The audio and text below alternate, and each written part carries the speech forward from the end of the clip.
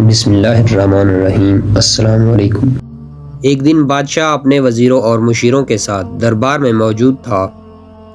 بادشاہ کا موڈ بہت اچھا تھا۔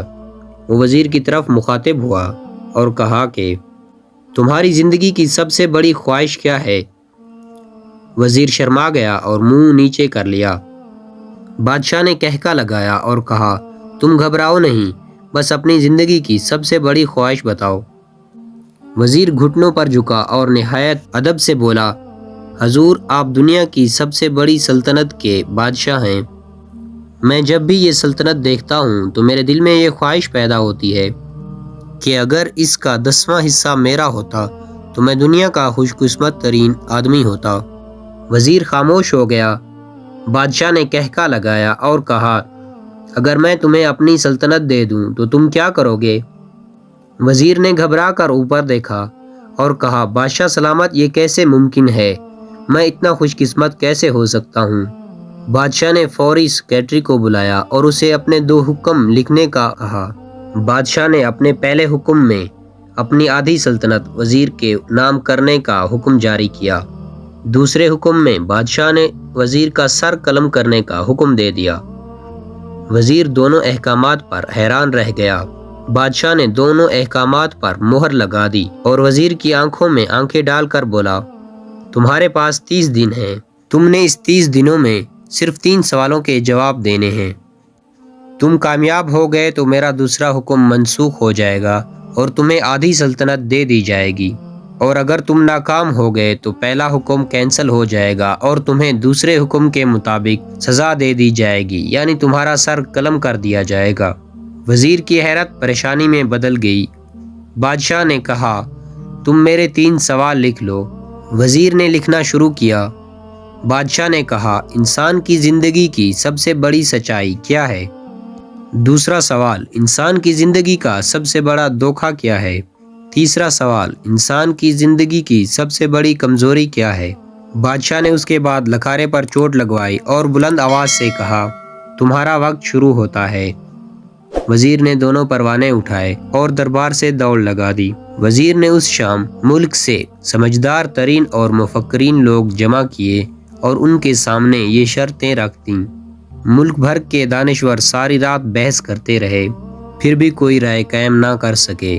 وزیر نے دوسرے دن دانشور بڑھا دیے، لیکن نتیجہ وہی نکلا۔ اسے کوئی خاص جواب نہ مل سکا، یہاں تک کہ وہ تنگ آ کر سلطنت سے باہر نکل گیا۔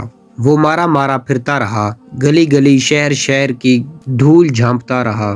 شاہی لباس پھٹ گیا، پگڑی ڈھیلی ہو کر گردن میں لٹک گئی، جوتے پھٹ گئے، یہاں تک کہ شرط کا آخری دن آ گیا۔ وزیر کو یقین تھا کہ یہ اس کی زندگی کا آخری دن ہے۔ کل میری گردن کاٹ دی جائے گی اور جسم شہر کے مرکزی پل پر لٹکا دیا جائے گا۔ وہ مایوسی کی حالت میں دارالحکومت کی کچی آبادی میں گیا۔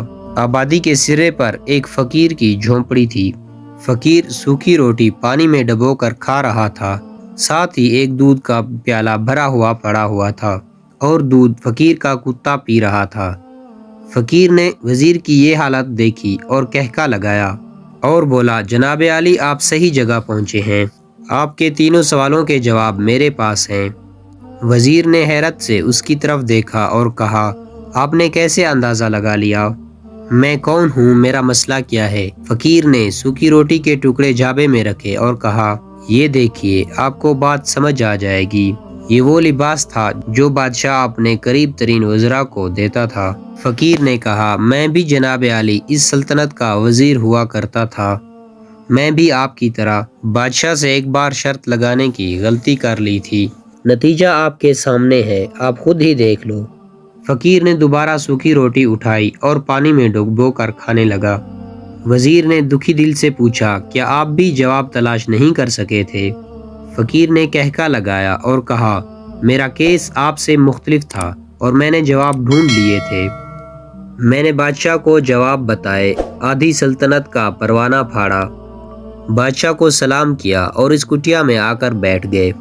میں اور میرا کتا دونوں مطمئن زندگی گزار رہے ہیں۔ وزیر کی حیرت بڑھ گئی، لیکن یہ سابق وزیر کی باتوں کا جواب کا وقت نہیں تھا، جواب معلوم کرنے کی گھڑی تھی۔ چنانچہ وزیر فریادی بن گیا اور فقیر سے پوچھا کیا آپ مجھے ان سوالوں کے جواب دے سکتے ہیں؟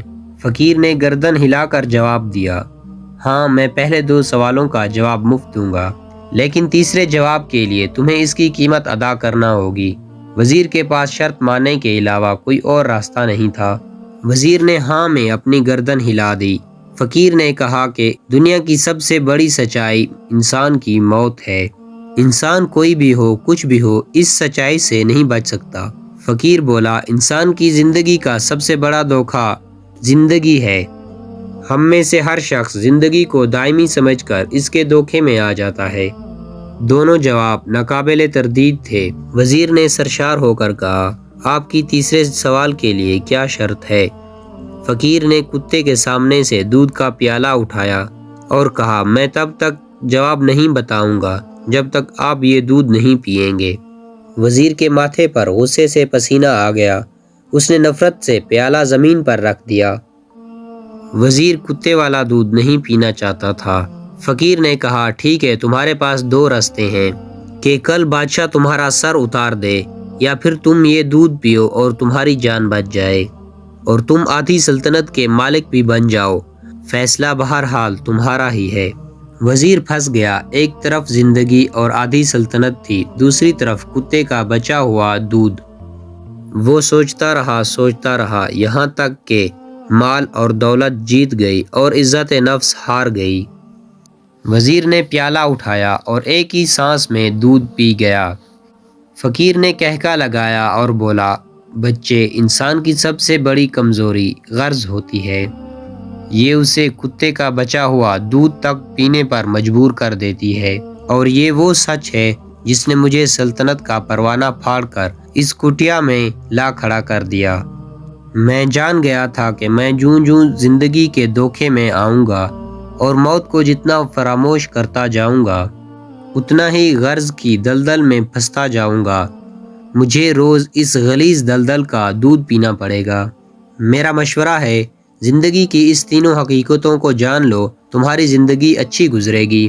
وزیر خود ترسی کا تحفہ لے کر کٹیا سے نکلا اور محل کی طرف روانہ ہو گیا۔ وہ جوں محل کی طرف پہنچ رہا تھا اس کی احساس شرمندگی میں اضافہ ہو رہا تھا۔ اس کے اندر ذلت کا احساس بڑھ رہا تھا۔ وہ اس احساس کے ساتھ محل کے دروازے پر پہنچا۔ اس کے دل میں ایک خوفناک درد اٹھا۔ گھوڑے سے نیچے گرا۔ اس نے ایک لمبی ہچکی لی اور اس کی روح پرواز کر گئی۔ دوستو ہمیں زندگی کے ان سوالوں پر غور ضرور کرنا چاہیے۔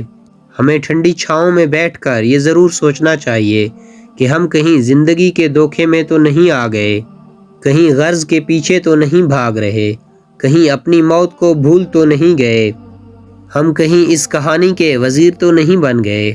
مجھے یقین ہے ہم نے جس دن اس کے بارے میں سوچ لیا ہم غرض کے غلیظ ترین پیالے سے باہر آ جائیں گے۔